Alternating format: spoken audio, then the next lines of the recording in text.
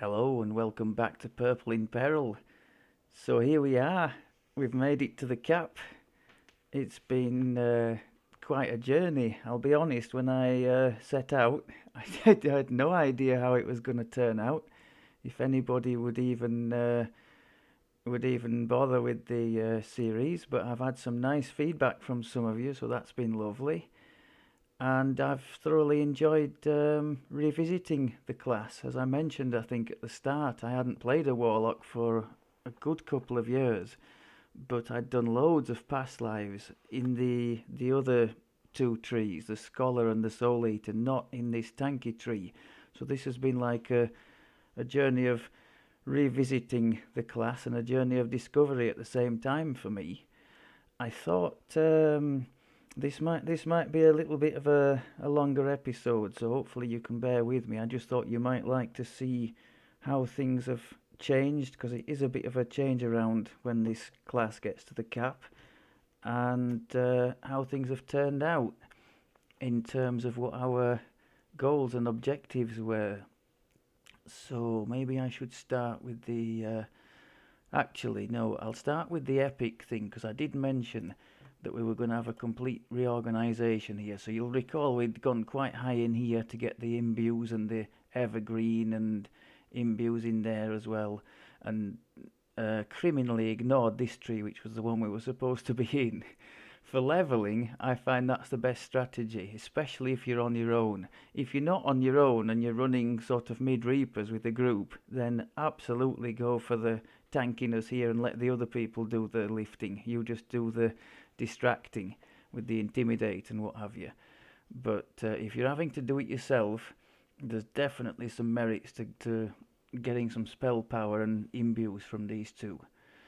So, how have we ended up? Well, to my great sadness, we've got 61 points. I think there's an extra one come from somewhere. Is that the historic?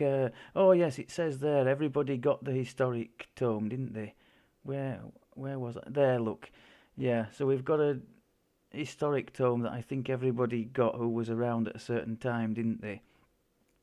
So that's the only extra point he's got. If well, I tell you what, before waffling on where I would spend the extra points, I should probably discuss where I've actually put them here. I was dead set on putting 11 in Draconic for this temporary hit points triggering 10 per character level. So when that triggers, and that's on spellcast, and this pulsing aura counts as a spellcast as far as I know, that's triggering 320 temporary hit points every time it goes off, so that's very nice. I desperately wanted that. We've got a bit of acid spell power and universal spell power in these cores, and also the small thing of not having to bother with ingredients anymore because of the eschew material thing in here. I know it's a minor detail, but running out of like the hearts of hens for tentacles mid-quest is just blur, and it's typically something that happens to me as I play with such tunnel vision, as you might appreciate if you've followed it this far. So bye bye imbues and spell power in this tree, and it's hello PRR and MRR. We just took the rage thing, which is kind of at the core of the beastie warlock build. Otherwise you can't cast your spells while you're raging, so it becomes useless. We've got our fortification and armor class in there. Now I'm going to interrupt myself here, because I just seem to like to do that, but I'll forget if I don't. We were talking about armor class. You remember he was languishing in the 60s before I tried to do a bit to help him, and now look, we're at 173, and I think it goes a little bit higher when he puts the rage on. So I'm pretty happy with that. Now, if you remember the all the different bonuses, because we discussed it in a previous episode when I was muttering on about what could we do about the armor class. So here we've got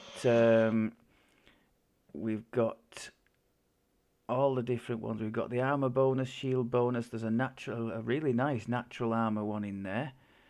I think that's a combination of what we've got from the beast hide tree plus an actual natural armor item. We'll go through the gear in a bit. Deflection bonus, so I must have put something in there, or maybe one of the items has protection. But yes, not bad at all. And I think we've cheated as well a bit by adding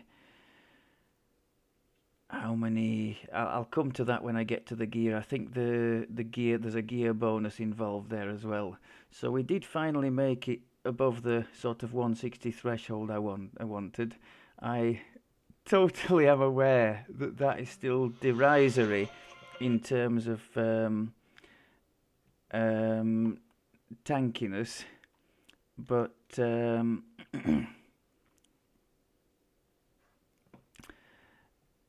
in terms of getting the odd miss from trash and what have you, I think we could be okay there.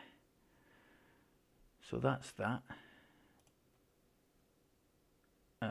That's the draconic tree. Now in here, we still have our 3 cores giving us some acid, force, and poison spell power. Not terrible. And then we've got I like this absorption thing because that's stacking well with the absorption in the sentinel tree. We're now in the sentinel mantle, obviously. And if we look here, where's the absorption ones? Might just be under elemental defenses, eh? One of these days I'll actually get somewhere. If I had half a brain, I'd be dangerous. But look at this now. These are stacking together to make some pretty nice absorptions for us. So I quite like the look of that, especially as we don't have evasion. I rarely make a build without evasion, so we're going to get hit by traps and casters and that kind of thing. So that's looking kind of nice to me.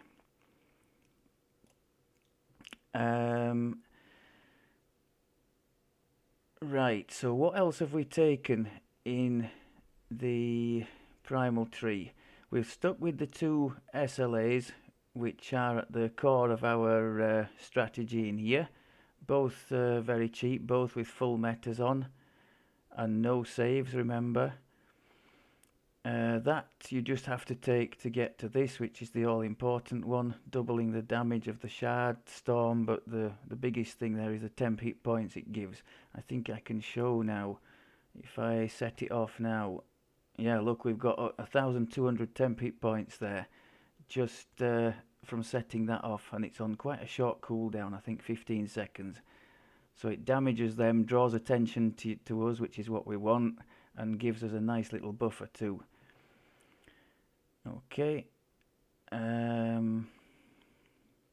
were we?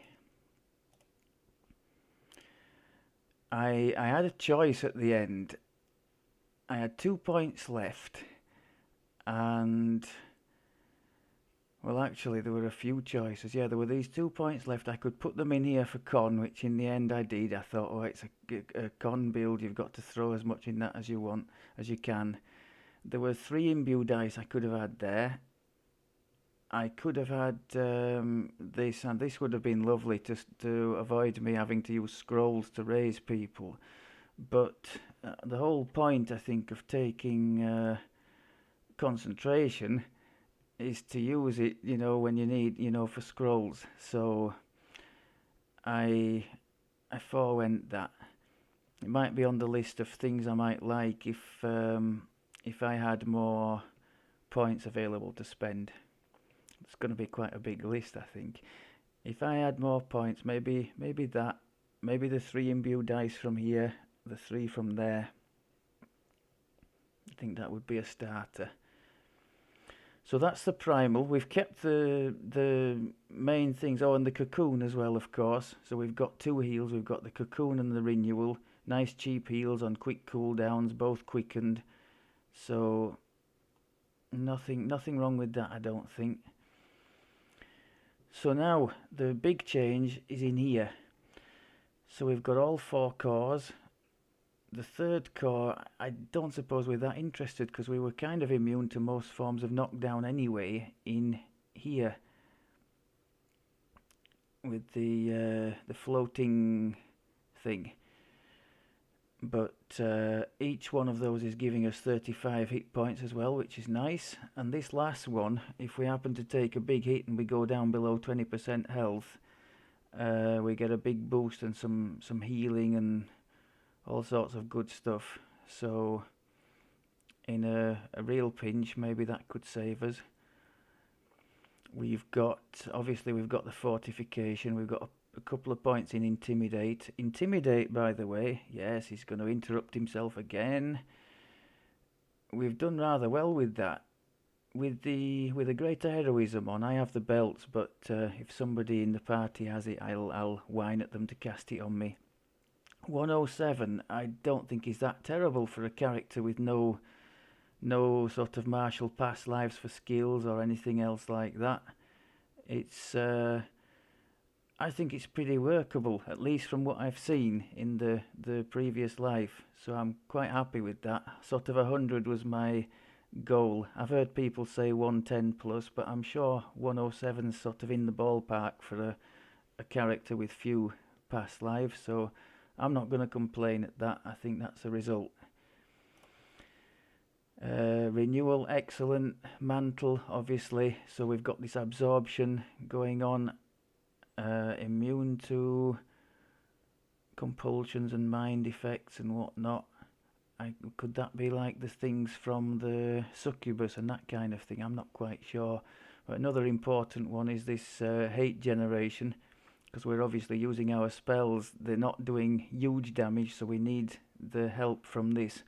And in conjunction with the intimidate and our shield throw, which we've got now, we should hopefully be able to occupy plenty of attention. That now can make a stun. I've tried to boost the chances of that. I'll show you later on the gear. I can't actually see what the DC is on that, but from testing in sort of mid-reaper it works reasonably well. So maybe I was somewhat successful. PRR with a shield, 15 PRR, that's lovely. Bonus to armor class. Well, armor class, I didn't take I never even thought about taking the armor class from the shield there. It just doesn't seem to do well. 50%, what is our shield actually giving us? This is the one raid item in the kit, by the way. I would never have got it on my own because it comes from the legendary Lord of Blades. So big thanks to Drex on Orion for helping me with that. If you play on Orion in the public group, so the chances are you've run into him. He's a smashing fella, generous to a fault. So yeah, big thanks for that. So what does it give? Where does it tell me? Shield bonus 20, so 50%, so that would be 10. So it's telling me it would add 10 to the AC, which would obviously scale up a little bit with other AC boosts. But even so, I think only if I had nothing else to spend it in, because that AC is low anyway for a tanky character. I think I would rather have more of these imbues. Maybe it's the offensive caster in me speaking. If I hadn't said it already, my main character is a druid caster.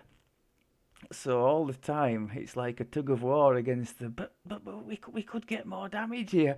But you're supposed to be loading the defences. Every time I have to kind of pull myself back and say, well, we'd actually quite like these extra hit points here. Anyway, I'd got to there, hadn't I? Yeah, armor class. So the shield thing, I mean, a lot of the stuff in the tree just boosts hit points. You've got 30, 60, 90, 120, I think 140 in all in those 4 cores. You've got 60 in there. another 25 in here, plus the thing at the top here, that 20% insight bonus because we're using the Sentinel Destiny. So it's ridiculous the amount of hit point boost you get out of there. More PRR. I said we were going to take the Deific Resilience, so there's more. As soon as we get hit, we're going to get hit all the time. Maybe that's why I planned the low armor class, so we get hit a lot and take full advantage of the Deific warding. That's it. That's our oh shit button, the 10,000 temporary hit points. Never leave home without it. And the stacking insight bonus to hit points. So that's the destinies, and as you can see, I think we were somewhere in the low 2000s. We're pushing 4,000 now, and when boosted up with the rage, we're up over 4,000 because the rage gives us 7 in con. Now, in an unusual feat of organisation, I've tried to balance the con so that we're maxed in Reaper mode. So we're on an odd number there, but our Reaper things, we've got 3, so we should go up to 96 in Reaper mode, meaning nicely over 4,000 base hit points, so that's lovely. The feats I took, because you haven't seen me since 29, so at 30, this is another reason for the big hit point jump. At 30 we took Scion of Celestia. I think it's an obvious one for this type of build. There's some light spell power and universal spell power and crit damage, but the big one is the 150 hit point bonus. In fact, for a build like this, if all it was 150 hit point bonus, you would still probably go for it because it's that important. There are other things like this Shardstorm, the temporary hit points. It's a 25% of the total hit points that you have, so it scales off the max hit points you have. So it's important to stack as many as you can. So yes, Celestia, and for the standard epic feat, we went for epic damage reduction, another 10 PRR. That's another area I think's done rather well. You're seeing it under the effect of the rage now, so boosted up. But 283 I think is more than respectable for a character with so few lives. He's got 2, what are they? They're divine, aren't they? So they give 3 PRR each. 2 of those, and that's all that's really helping him. So I think that's a decent job. And almost 200 MRR. So I'm quite liking that. The fortification, as you can see, is very decent now. Probably more decent than it needs to be. I don't know if somebody more knowledgeable than me can answer that. I think 300 is probably as good as it needs to be. It's been boosted by the he gets, as an acid warlock, he gets, is it entropic ward or something like that? That's one of the things you get as a level up for an acid warlock. That's another 25% fortification.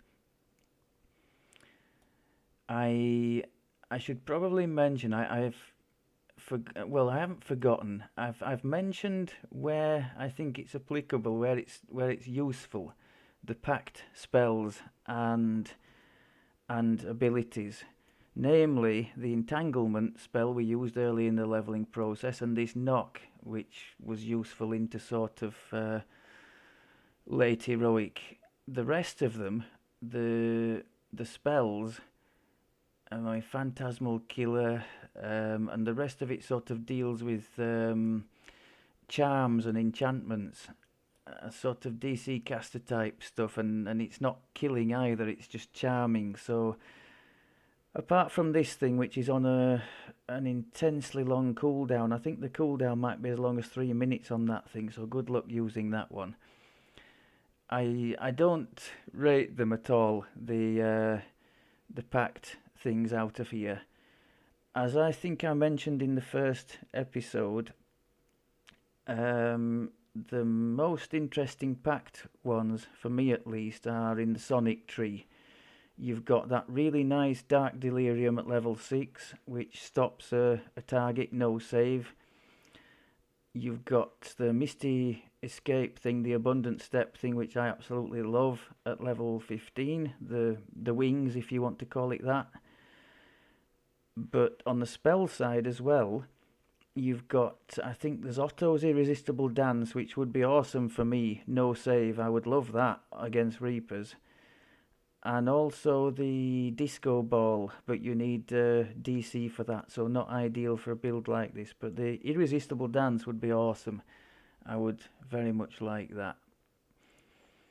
So again, I've gone off the topic. I just wanted to mention, I realised I hadn't really mentioned, and the reason I hadn't mentioned these pact things is that we haven't and wouldn't make much, if any, use of a lot of them. The reason to go acid is the blast type and the save type, really. And in the case of this bit, because it goes against a will save, so your worst you're going to do is half damage. You're not going to get into this like the Sonic does, where your pack does no damage because it's going against a reflex save. A build like this one with a low evocation DC, you would often be doing no damage against against the stuff in Shan, the archers in Shan. You would be struggling like buggery against them. But in fairness, it's not to you to kill the things on a build like this. You want the people around you to do it. Now, if I can remember where I'd got to, that would be a minor miracle, wouldn't it? I think we were talking about various bits and pieces on here, weren't we? Yeah, fortification, and that's how I got dragged into the feats and that. Saving throws, the reflex is still very mediocre, isn't it? You can add 9 to that for the Reaper things, but still 67 is... Is it a factor in Legendary, that 67? Can you succeed sometimes? Maybe. The other two are not bad. I think when that fortitude gets boosted up a little bit, like by somebody, one of the clerics in our group has that lovely, what's it called, Holy Aura. I think that boosts things by 4, and I think that stacks with the Greater Heroism, doesn't it? So that's another 4. So we're closing in on 100 with that, and we have no fail on a 1 from the Draconic tree. So I'm quite pleased with how that bit's turned out, and the Force of Personality for the will save has certainly helped. 19 against 4. So yeah, good stuff that. Let's have a quick look at how the enhancements ended up. I think I said I was going to assess the situation with the Constitution. The extra 1 point in there wouldn't really help us in Reaper because we would be with an odd number then. So I've left this as it was. We've just got the 13 now in the Scholar tree for the last blast dice and stanch.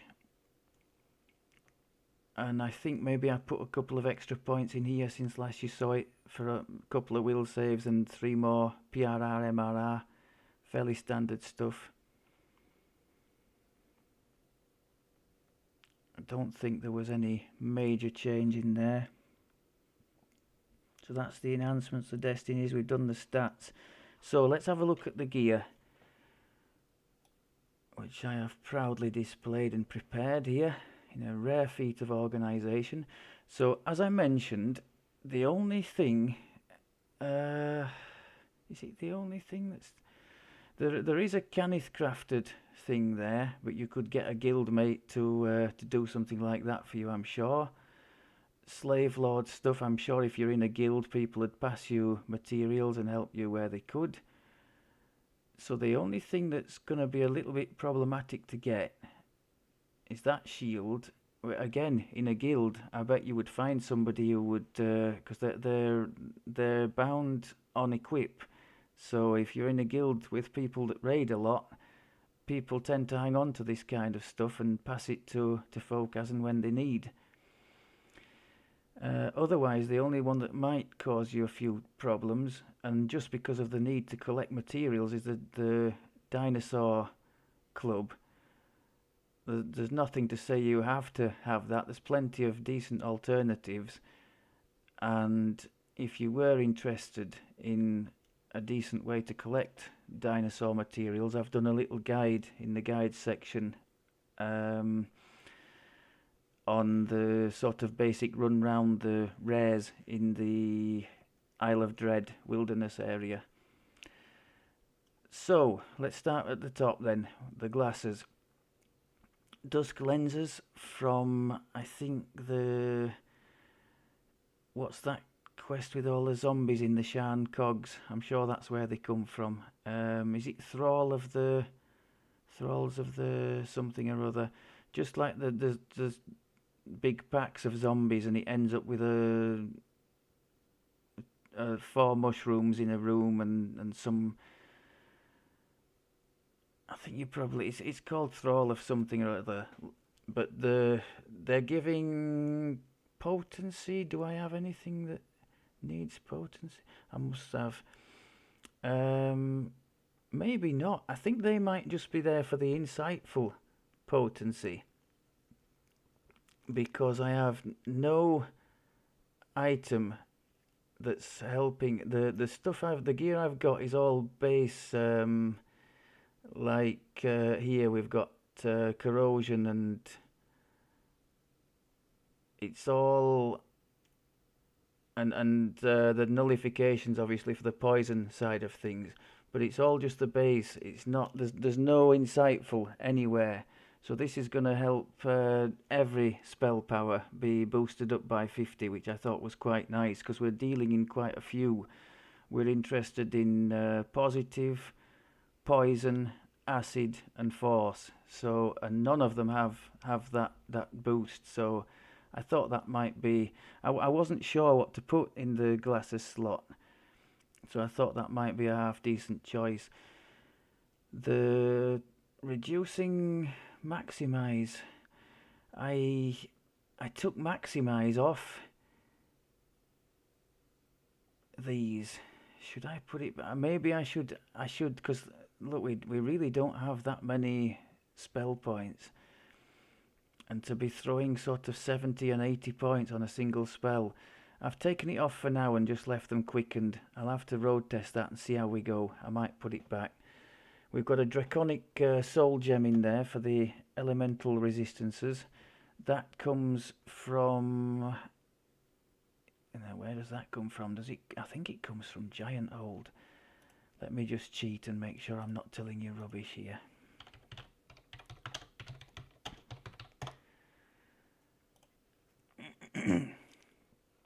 Yes, it comes from the epic raid in Giant Hold, the Fall of Truth. Now that's not one I have ever done, so I can't speak I can't speak in any manner about that. Never mind an informed manner. I've never done that, I'll be honest. Never even seen it. Okay, but that's where it comes from, and it's not bound to character. So you, in fact, if we have a look right now, we may see one. Yeah, in fact, there's 3 of them on the shard market right now, so they are available for purchase there if you decide that they're worth that amount of shards. Right. Armour is one of 2 pieces I've got of the summer set from Feywild. It is basically almost all Feywild gear, this, and none of it is raid gear, so it's something you could very easily replicate if you decided you want to have a go at the build. So medium summer armour. We've got a nice bit of fortification there. Seeker obviously does nothing for us. That would be for a melee or a ranged. The physical sheltering, I think we have something for that anyway, but we'll go round and see. That's just PRR. Parrying 6 is very nice. Bonus to saves, and the AC is, I suppose, not to be sniffed at. And I've tried to eke out every point of con I could, so another 2 con from the festive con. If you didn't know, those festive diamonds come from the special events the game has, like the Snow Peaks event or the Halloween night revels, that kind of thing. The other piece, actually, I didn't know this, but some of the artifacts in the Fae, maybe all of them in fact, fit into 2 different sets, so it saves you a slot in your gear. This Prince's Gauntlet's lovely for us because it's as well summer as it is winter. So that's our second piece of summer, which, as you can see at the top there. Oh, can I? Thanks to Papa Joff for telling me about this press Z thing. Oh, can't do it now. There you go. Right. So here, for 2 pieces, 30 MRR, which is lovely, I think. So happy days for that. And then we've got the 7 pieces, obviously, of winter, which is very standard for a tanky type build. All the good stuff there. PRR, healing amp, legendary bonus to max hit points, threat generation, which is lovely for our build, extra con, and extra armor class. Nothing not to like there. So that's kind of a spoiler for the rest of the gear. You're going to be thinking it's all winter, and it more or less is. So it kind of chooses itself, because in each slot there's only really one thing that's kind of relevant to the build. So here, Ghostly is nice for giving opponents a mischance. Protection, so that's where that protection comes from. That's like the equivalent of that sapphire I put into his middle epic gear. Vitality is nice because it stacks with other sources of hit points, and so is the quality false life. That stacks with insightful false life and standard false life. Good luck 3 on the sapphire for more saves. So all good stuff there. This is the one, if you probably haven't seen my little video on the Stone of Change. If you're wondering what that thing's about in the top, the bound and attuned, that's what that's about. If you just have a quick look in the guides section, it's only a 5-minute thing. It's only 1 stacking bonus on saves, but I figure every little bit counts, and it's using bits and pieces of craftable things from the craftable nodes in the game that you collect on your way around. So that's what that is. The command there is useful to us because Intimidate is a charisma based skill, so that's helping us quite nicely. Insight we do not use because, as you might know from previous videos, I'm not a fan at all of melee, and I don't do any melee damage because I don't swing the weapon, or in our case club. The insightful fortification is very nice though, and the diamond of charisma, now that's a nice drop in the game. The maximum you can get from the store or from I don't know if some of the augment vendors now do plus 12s as well, but plus 12 is the max, other than random drop. Random drop in legendary content, if you're lucky, you can get these plus 14s now. So that's a really nice one, and that's just boosting up the casting stat, so spell points, and also because our will save is now going off that from the force of personality, it's helping that too. Boots, lovely for all things con, so insightful and quality.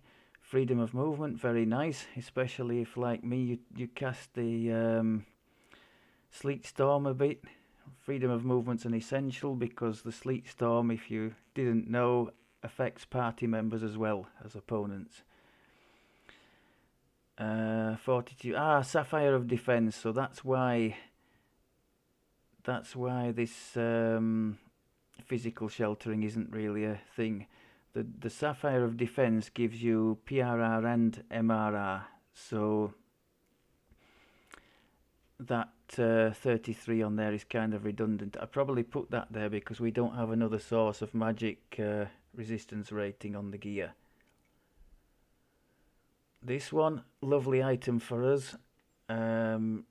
Healing amp, 58 healing amp is very nice up there at the top. Con 14, oh, it's not going to stop. Can I do the Z again? There we go. Con 14, lovely. Quality resistance, very nice. Stacking bonus again to saves, and quality sheltering, stacking PRR and MRR. So that there couldn't be a nicer item for a tanky build than that, I don't think. Master's Gift for a bit of an XP bonus. Now this is a nice one. Undying Sapphire, that extends your range of unconsciousness by something pretty large. I think it's about 250.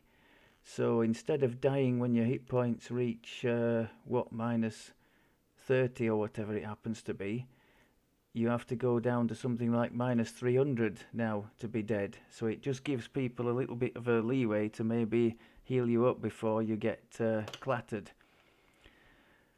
Spellcraft 15 just for a bit of a spell power boost. Now this is a really nice item for our build. It's absolutely tailor-made for this. We've got all the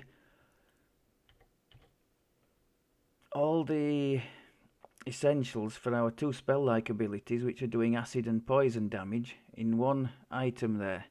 We've got the corrosion and poison spell power and crit on one item, which is just superb. And the Diamond of Insightful Charisma there for a bit more on our spell points and will saves. I don't believe that we'll ever have a meaningful spell casting DC with a charisma down below 50. I just don't believe it's ever gonna happen. So thankfully our strategy isn't based around beating monsters saves. It's built around casting things with no save. That's very nice too for a tanky build. Extra, oh, that's where all the natural armor's coming from. So we've got a natural armor bonus there, an extra 5 bonus, so 18 coming from there. Insightful PRR and MRR, which is lovely. What's this raw? Melee attackers. Hopefully they won't be scoring too many critical hits on us. Okay.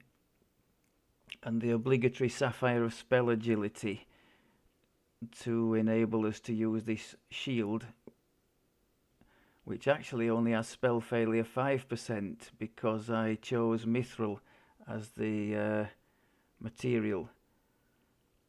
But it's the spell agility enables us to use the shield without having the possibility of spell failure. Otherwise you can have this arcane spell failure, which applies also to the Eldritch Blast. Cloak of Winter, another very nice tanky item. False Life there, stacking with other hit point bonuses. I had to put the Sapphire of Snowpeak speed in there to get the bonus, the maximum movement speed. Otherwise we'd have been crawling around because we have no other source of speed. People tend to have it on the boots, or if you're lucky, in the quiver slot, if you have access to a quiver of alacrity, which, if you didn't know, comes from the heroic abbot raid in the Necro chain. That's that. Oh, we've got the legendary ice barrier as well. When struck in combat, there's a small chance you can be shielded, so that's like another source of temp hit points. So very nice. That's my Kenneth crafted trinket. I wasn't sure what to do in the trinket slot, so in the end I just made a trinket for myself and put some of the things that I thought were missing. Insightful Stunning to try to boost up our chances of getting some results with this shield. It's quite a nice thing, this. It now has, when you throw the shield, it gets the attention of the people you throw it at. There's like an area of effect, and now, as you can see there, there's a possible stun as well, which makes things helpless. So you or other people can go in and flatten them if that's successful. So I did my best to try and give it the best chance I could. Dex for more reflex saves, and spell saves is just a really nice stacking bonus to have. So on top of our standard resistances, if the attack happens to come from a spell, we're close to 100 in fortitude and will, so that's nice. Especially as those two are the ones that can really hurt, like maybe completely freeze you or more or less kill you on the spot if you fail them. Slave Lord's Trinket, again just filling in bits that I was missing. So this is my Intimidate, Quality Intimidate. The Insightful Intimidate comes from the command on this ring, as far as I understand it. So we've got as much out of the Intimidate side of things as I think we could have. Kinetic Law for our Force crit chance. And Strength, because Strength, so this is kind of the help for the stunning as well. We've got a Sapphire of Stunning down in the blue slot there, the highest we could have. And the Strength is to boost up the stun chance, because that is helped by Strength as far as I'm aware. Does it say so on there? Yeah, plus stun bonus. Oh no, plus highest ability score modifier. So technically I didn't need to take Strength on there, did I? I think I've probably missed a chance to put something more useful, because I didn't need the Strength on there, it seems. I could have put Intelligence for a bit more spell power instead, because I don't think there's any other use for Strength other than that stun. Okay, Legendary Crown of Snow. This gets us a little bit more DC chance on our spells, but even so, it's still derisory low. So I don't think we'd be piercing anybody's saves, even the lowest saves. The nice thing about this, well, twofold. First, it fits into the winter set, and second, that Cerulean Wave I've seen it freezing some targets, which is very nice, even if it only happens sort of once a while. It's nice when it goes off. And the other thing in there, that legendary Demon Heart Emerald, that's a random drop from the Isle of Dread quests, I think. And that can grant, is it 150 temporary spell points when it goes off? Not spell points, you idiot. It's hit points we're dealing with, isn't it? So yeah, I think it's 150. Let me just...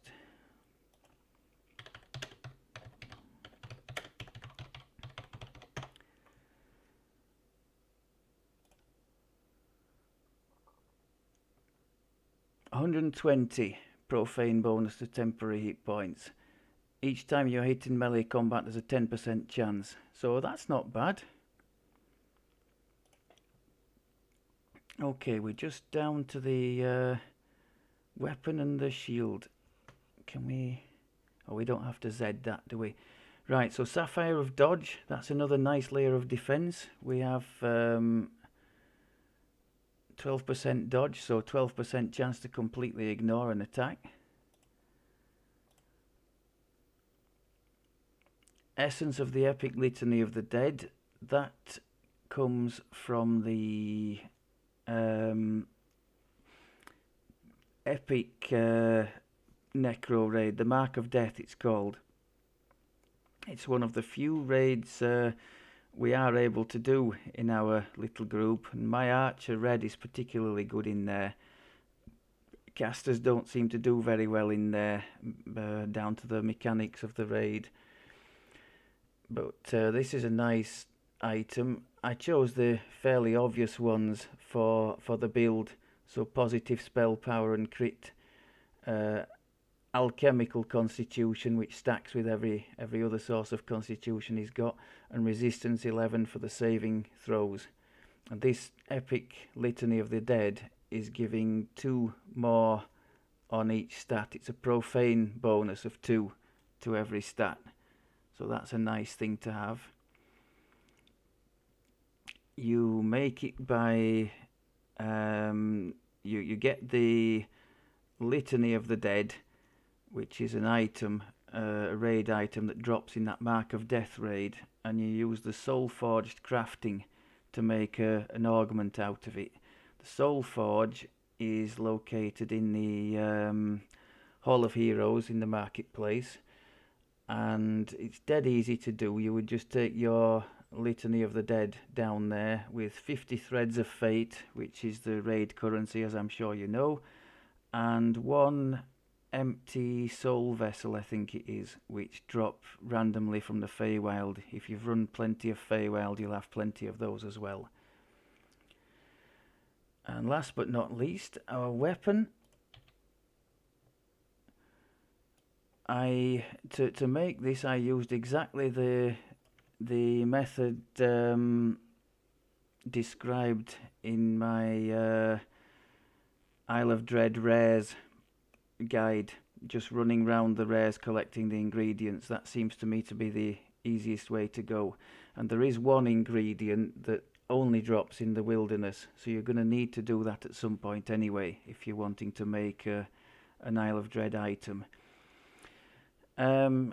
Why did I go for one of these then instead of something more conventional? 2 reasons.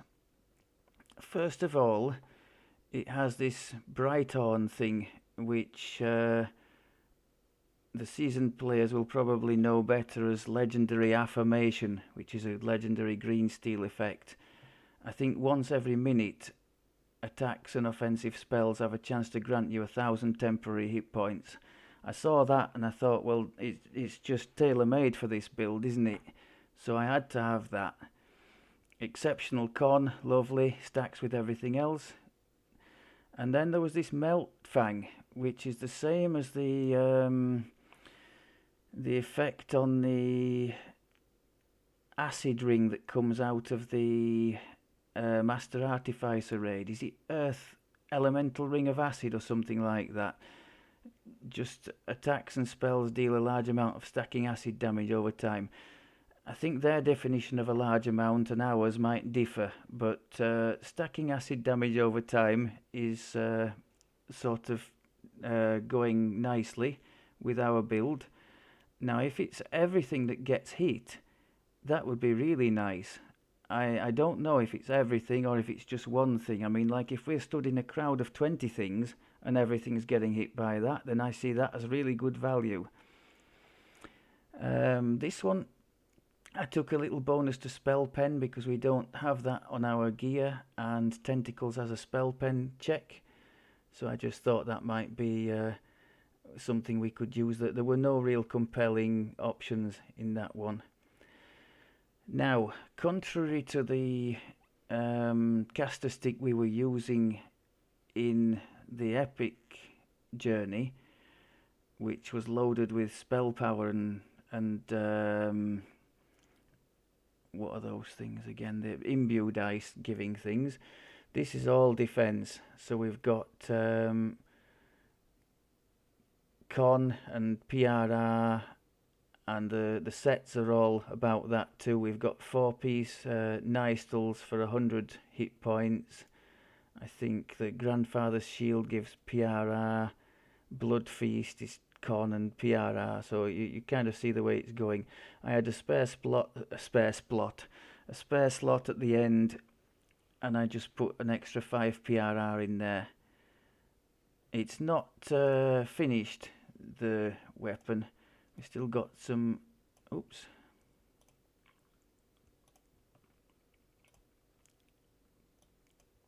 Still got some work to do with it. Another couple of slots to open, but it's getting there. Oh, it's still equipped. There we go. So 4 nice till we've got 3 Blood Feast and I think 3 Grandfather Shield. I'll just show you the artifact. You can really go crazy on a build like this with the rare raid filigree for double con and double PRR bonus or whatever, but I just don't have, I hardly ever raid, so I don't have Threads of Fate to do that kind of thing. So I've just doubled up on con here. So we've got, between the artifact and the weapon, we've got 6 extra con from these 3 doubled.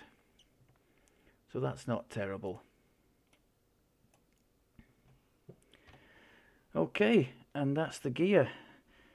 If anybody's still awake, I'd like to talk for a moment about the playstyle. I mentioned in the very first episode that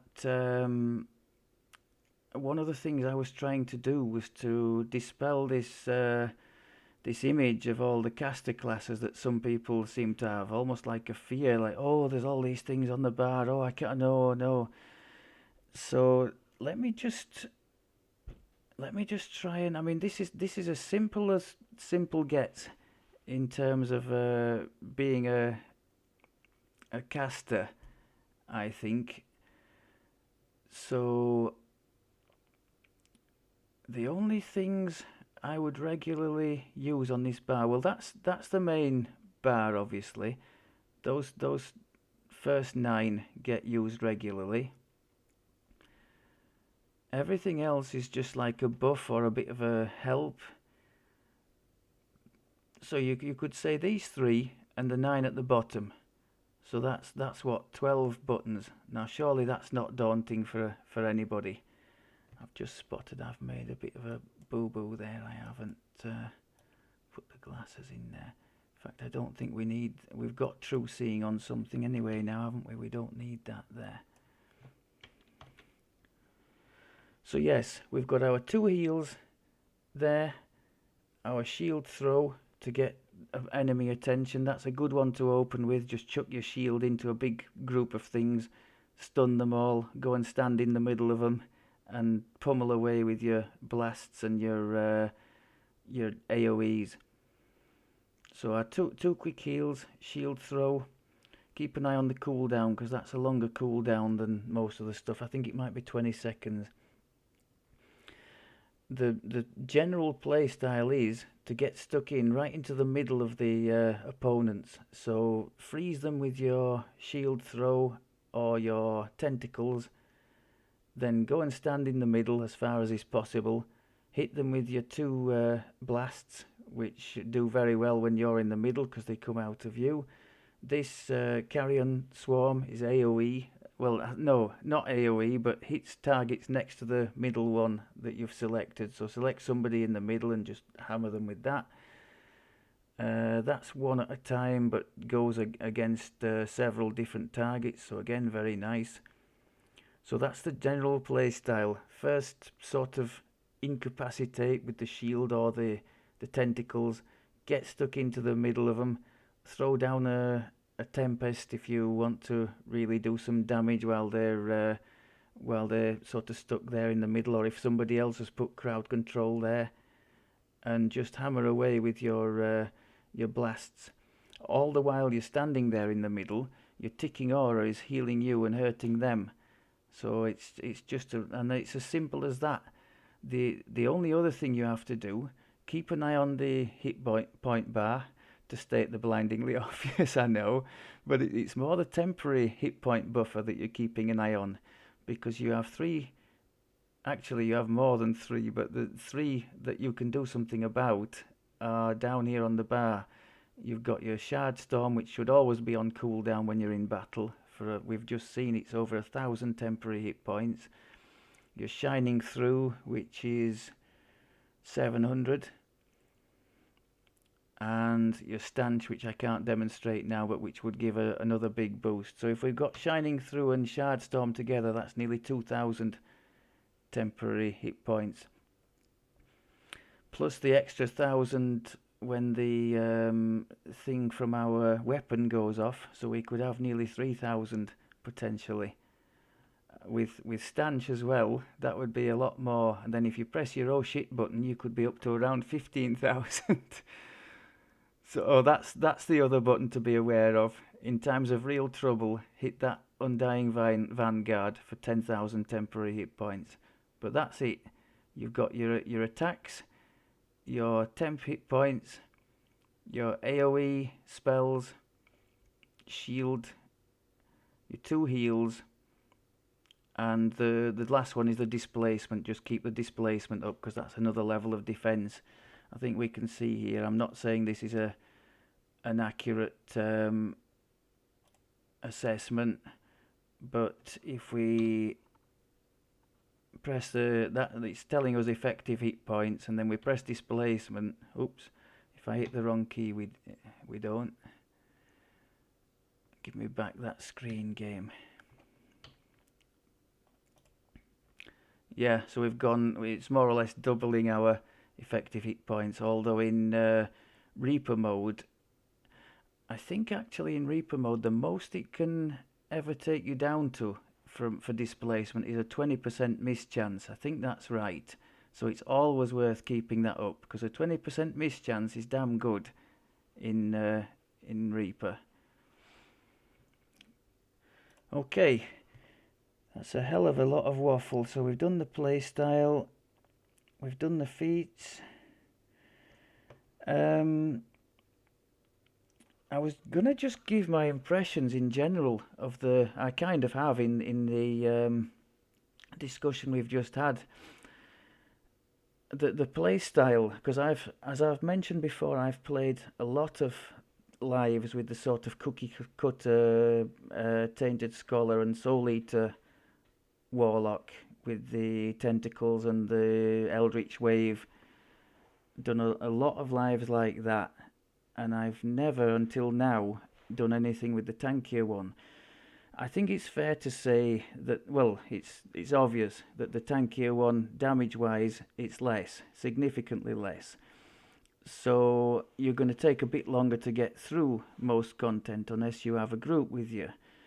But it's also fair to say that you're going to have to make a bad mistake or have some really horrible luck if you're ever going to die, because the thing is just so survivable.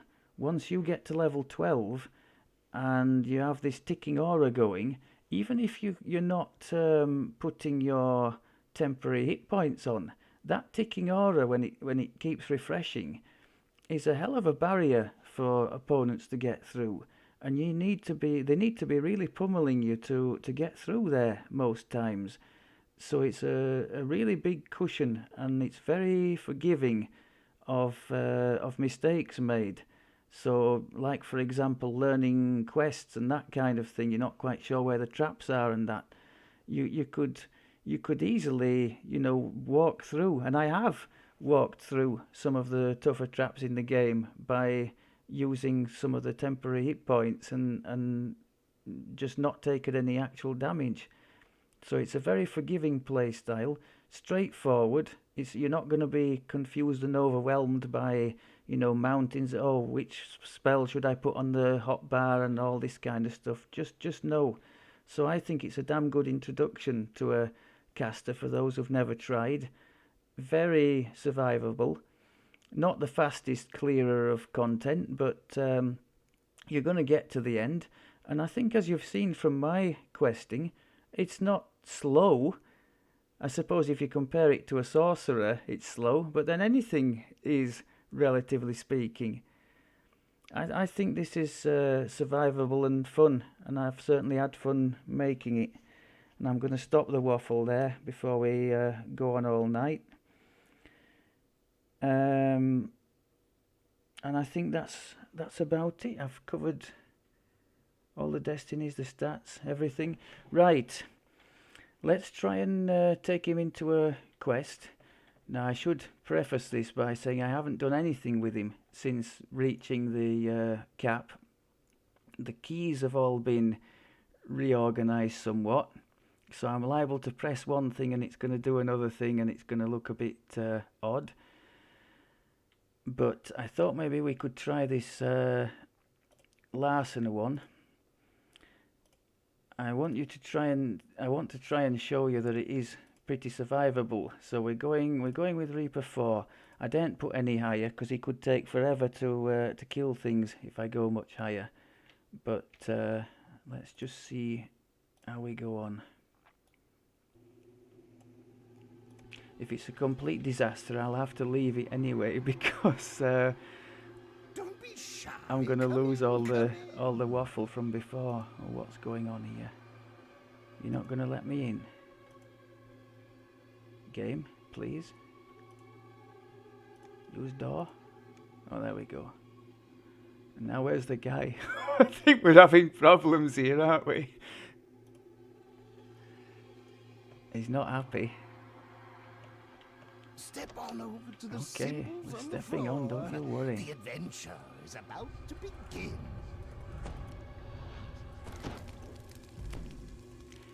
Note to self, next time do the quest first. So if it's an absolute aberration, I don't need to lose all my mountain of waffle that I've done. As it is, I'll just be embarrassed and apologise. A true upstanding citizen. Be warned though, she is a master of disguise.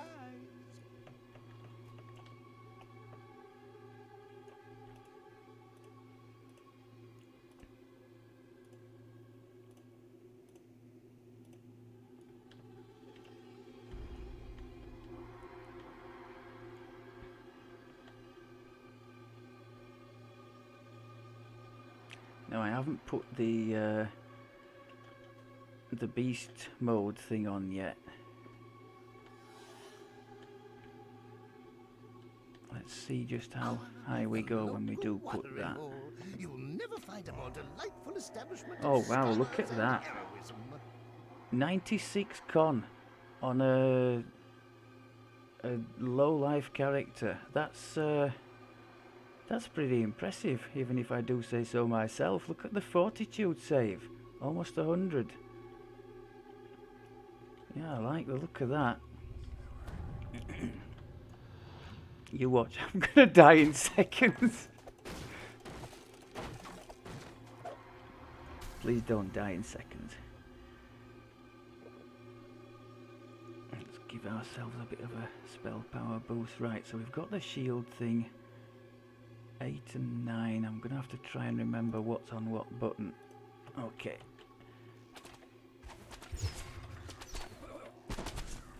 That's the shield going in. Now see, they were made helpless. I'll take that. So it is on quite a long cooldown though. Now look at the temp hit. We've got 2,000 temp hit points there. That's not bad.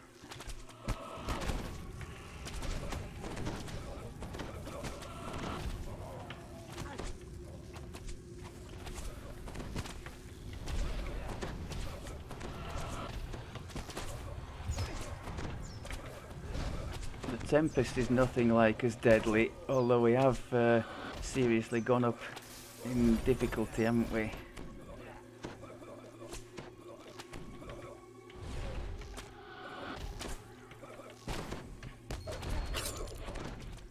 Now that shield thing is working very nicely. When things get made helpless, they're dying in fairly short order, aren't they there?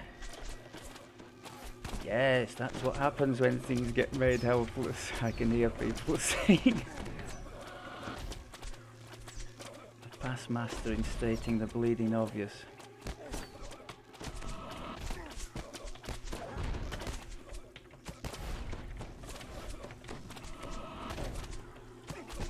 Now that's the freeze from the crown thing going off there, like that.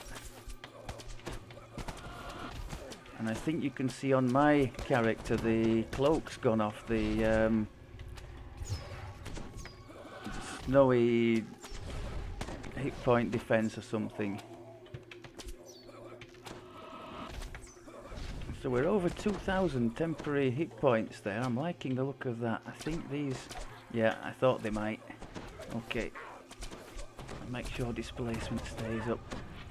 Let's put the AoEs down here.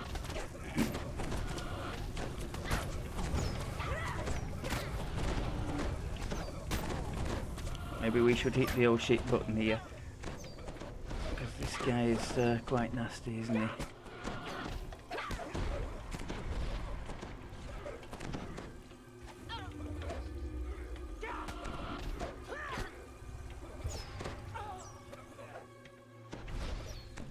Maybe I could drag him to this one and we deal with them together.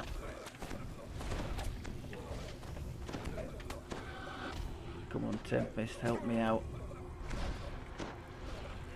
Oh, this is why I haven't gone any higher.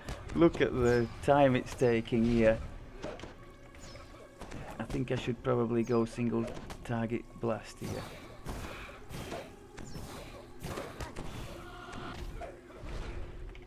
Just got to keep an eye on the hit points though. Ooh.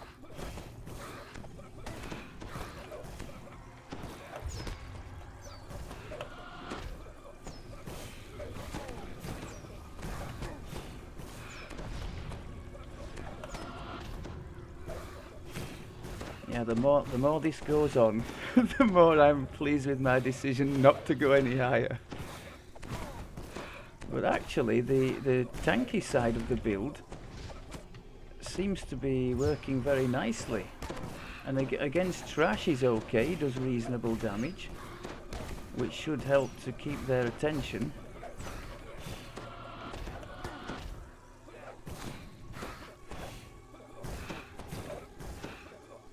Yeah, especially in a quest without a shrine, I think I was definitely right to take the metas off the tentacles and tempest.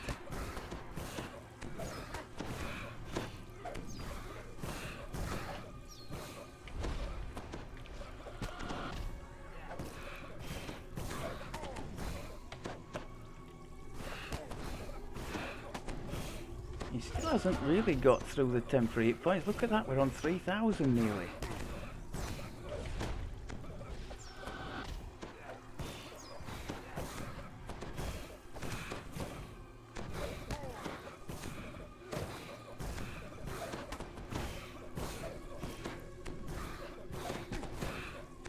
I think one thing this shows very nicely as well, amongst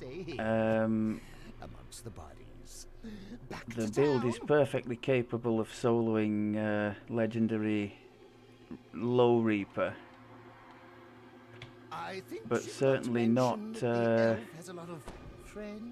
not for like the mid Reaper that we're trying here, because you'd just be there forever killing the bosses. It would be painful. Now this might test us a bit.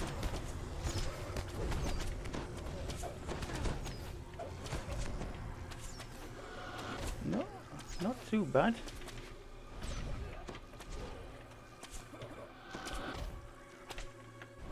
I'm hoping to do a kind of an epilogue to this series and get Purple in some legendary questing with another one from our little group, a cleric. And she's only got a couple of past lives to her name as well. She's an AoE caster. I think she would do quite well paired with Purple.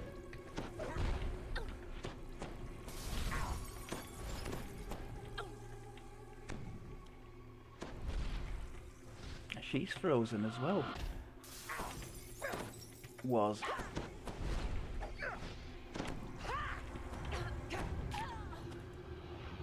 Yeah, anytime he comes up against a boss, it's obvious there's a problem there, isn't there? But otherwise, think we're doing okay.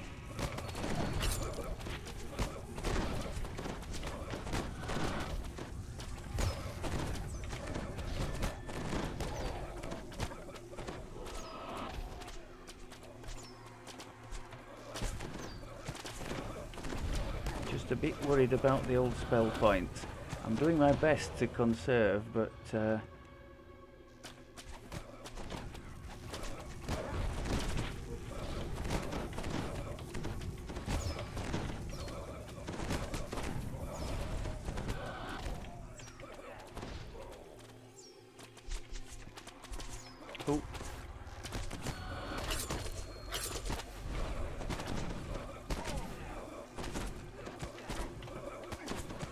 Taking too much there.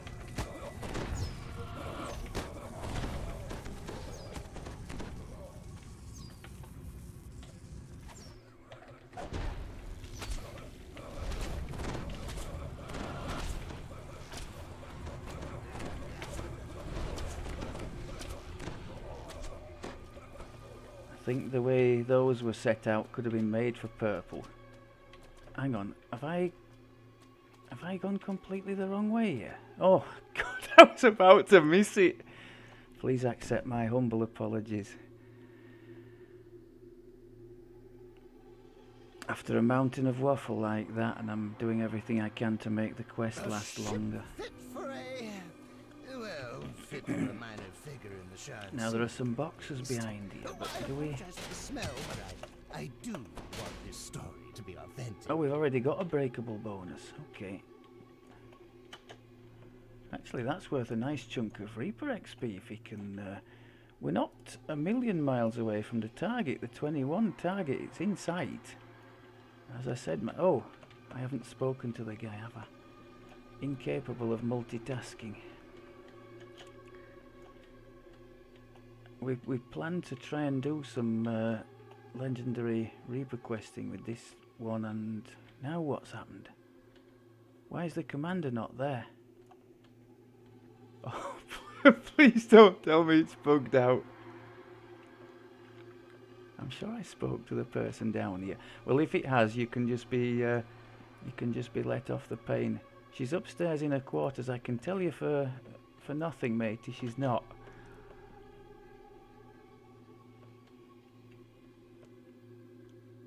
No, definitely not here. No commander here. So we had the first guy dropping down through the floorboards, and the quest is now incompletable. But never mind. I think you've seen, and I've seen, what we needed to see, which is that the build on a reasonable legendary level is very survivable, and does all right against trash. You know, damage-wise, he can do reasonably. It's just the bosses, but you're not there. You're there to keep the attention of the boss. You're not there to kill it. So I'd say that was a reasonable success. Just the thing with the spell points, but again, you're not going to be the one doing most of the heavy lifting. So the big spell point users, these tentacles and tempest, you're not going to have to use them as often as I was having to there, because I was having to kill all the bundles of trash. So I think I'm quite pleased with that. Definitely, I think we did okay, even though I forgot at the end to redo the shifter thing. That's one thing you have to do with this to keep it going. I think the game's done you all a favour there, because it was going to go on for way too long otherwise, wasn't it? So I'll end it there. As I say, I plan to do an epilogue with some footage of Purple in a quest with at least one other from the group, and see how we can do. See how he goes on at his stated goal of just keeping attention of people. I want to try some Reaper 6 and try and be successful in that. If we can manage that, I'll take that as a real success, I think, and I'll be more than happy. Right, and on that happy note, from here in the harbour, looking across at the Founder's Fountain, I think it's time to go. Big thanks to all of you who've put the kind words in. It means a lot. Honestly, I wasn't sure how this was going to turn out or how long it was going to go. It's nice to have reached the end and had it be a positive experience. Look after yourselves, have fun in the game, and I'll try and be back to you soon with a new little project we've got lined up that we can hopefully enjoy together. Until then, I bid you farewell.